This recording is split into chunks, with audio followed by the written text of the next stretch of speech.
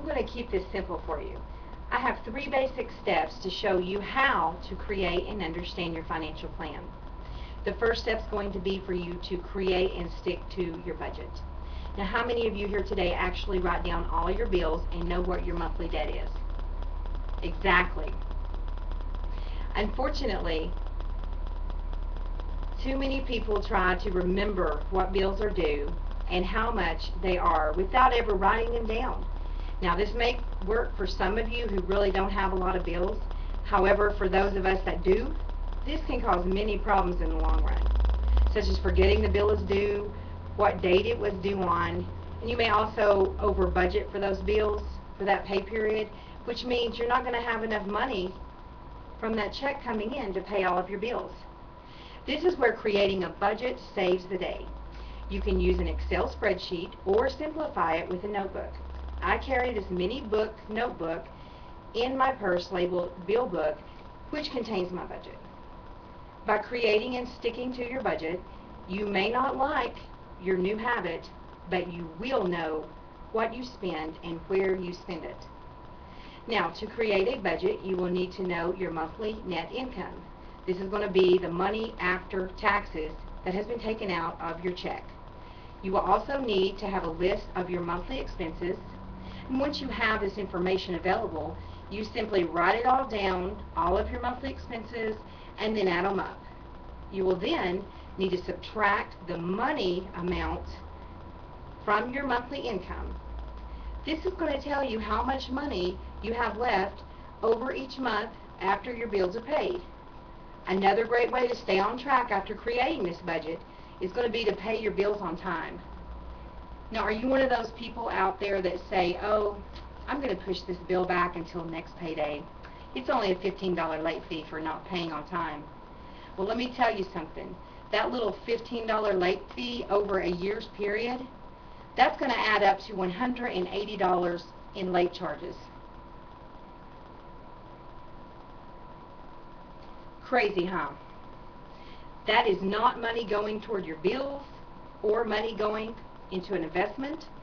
It is money that you are throwing away. Pay your bills on time and stop procrastinating. If you have that extra $15 each month that you're throwing away on late fees, you can take that $15 extra each month and stick it into a savings account. Think about it. Spending your money wisely over time can really add up and save you when if you're able to stick to your budget that you have created. Next, we want to create an emergency account fund. I'm sure we all know someone that has broken down on the side of the road knowing that they only have $20 in the bank. Yeah? Or maybe they lost their job right after going on vacation and spending all of their money they've saved for the vacation.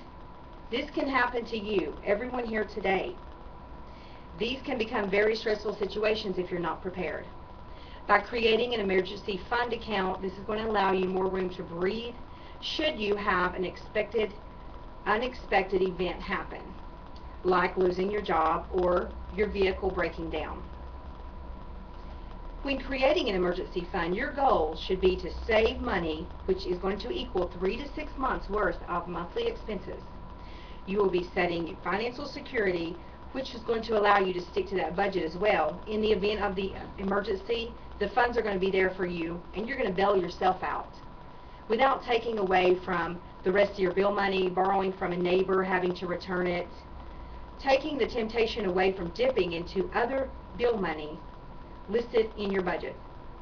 This can lead oftentimes to getting behind on your bills and creating financial disaster. The last step is going to be to create and understand your financial planning by protecting what you have. Being caught uninsured can be devastating to your financial situation, and it's unnecessary stress on you and your entire family, even if you have outlined a financial plan. I see this happen all the time. Someone passes away without life insurance, and their entire family must pitch in to cover this burial cost. Also, having only liability insurance and having an accident, which is your fault. Big problem. or becoming ill and no insurance to go to the doctor. Again, this is all unnecessary stress for you that is involved, everyone. One must be prepared for life's unforeseen happenings. Now, having insurance and the right amount will unload all of the stress from your shoulders. Protecting what you have is critical. And the most common form of protection is life, health, auto, and property insurance. Most insurance companies offer an insurance option that can actually combine several of the insurances into one policy. And this will incorporate all the insurances into one monthly bill as well. So this in turn will be more convenient for you and easier to keep your spending. Also, incorporating all of your insurance needs to one bill, you should receive an insurance discount as well from that company, and this is going to be more money to go toward your savings. Now, knowing what types of insurance you need depend on your age and your family situation. You should only get the insurance coverage that you actually need.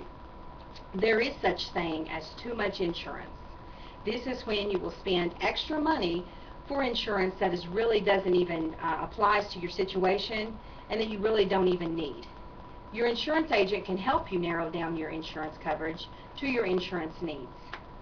Getting the right amount of insurance for your company or your family needs will prevent you from overspending. Remember, only get the insurance coverage that you need. In conclusion, I would like to leave you here today with this thought in mind. No matter what age, it is never too early to start planning to secure for your future. I challenge you today to take outcome of your financial future serious.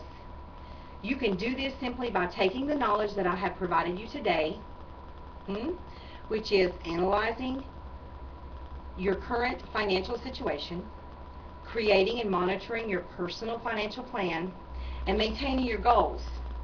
Now the knowledge that you have, I've given you to create a financial budget as well. Taking all this information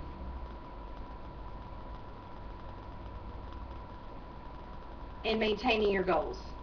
These steps can start the foundation of your secure financial future. And you're the only one that can determine your financial security outcome. My thoughts, act now. Thank you.